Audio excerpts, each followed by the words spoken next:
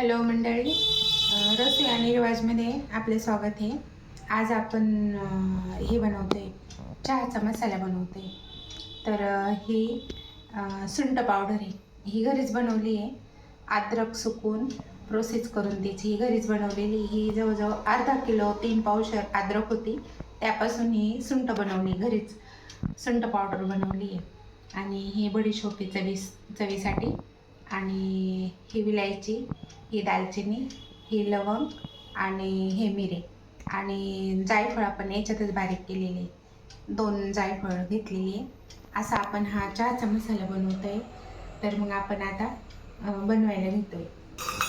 तर ही सुंठ पावडर कशी बनवायची आहे ना, ही जर तुम्हाला माहीत करून घ्यायची असेल तर मला कमेंट करा, मी तुम्हाला याची रेसिपी शेअर करेल. ही सुंठ कशी घरी बनवायची, पावडर कशी बनवायची, हे मी तुम्हाला कमेंट करा, मी तुम्हाला सांगते.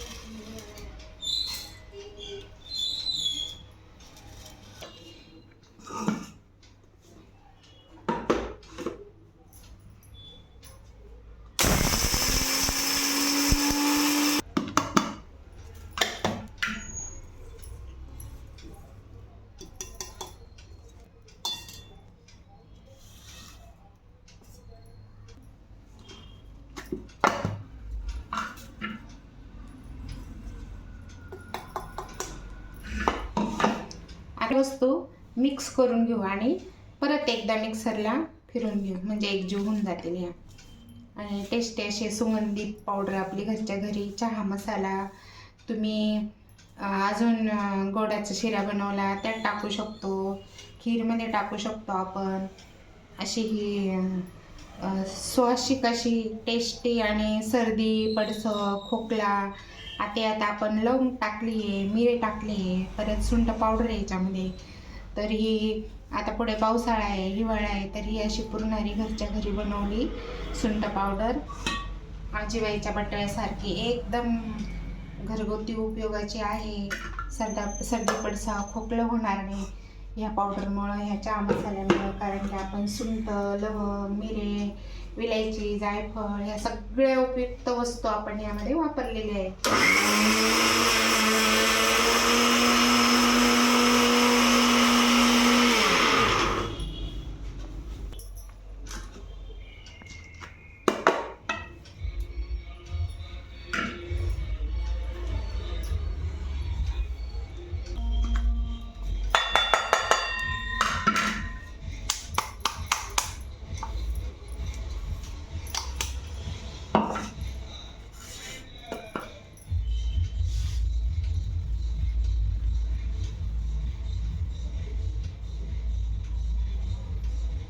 हे बघा, आपला चहा मसाला तयार झालेला आहे. बघा किती क्वांटिटीमध्ये आपल्या घरी किती छान सुंदर असा प्युअर घरच्या घरी चहा मसाला आपण तयार करून ठेवला आहे.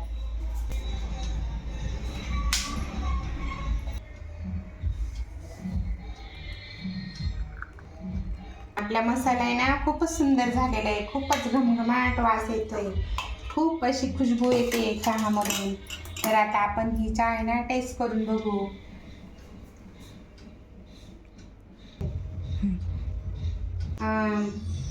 हे बघा, आता ही चहा आपण मसाला टाकून बनवली, खूपच सुंदर झाली ही.